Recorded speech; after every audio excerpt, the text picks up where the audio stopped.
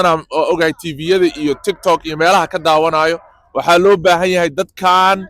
inay soo baxaan ina imaataan meeshan haddaan waliba reer Minnesota tahay maxaa yeelay in cabsida guryaha ku jirta taasa safety-ga u daran safety-ga waxay ku jirtaa in la soo baxo oo markii loo soo istaago xaqaaga taas waa koow laba waxaa jiri doonto dad qolooyin cunsuriyiin ah baa waxay ka hadleen in January 17 ay u soo socdaan meeshan ay rabaan waliba dadka inay beegsadaan dadka Soomaalida ah marka waxaan u baahannahay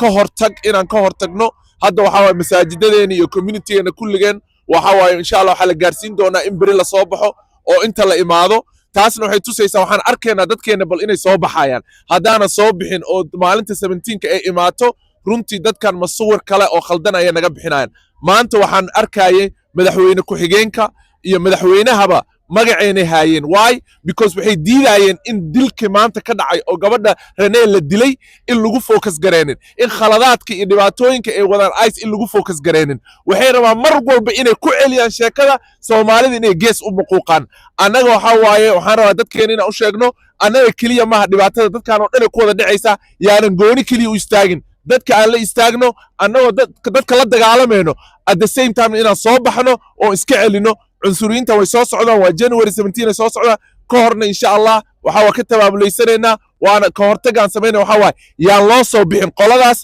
Dearborn waxay aadeen Michigan waa ma arkino waxay ka heleen qalalaaso Texas iyo Washington markay aadeen qofna uma soo bixin shibaa loo dhahay waa markaas ka bacdi wixii ay rabeen way waayeen 17 ka markay imaanayaan yaana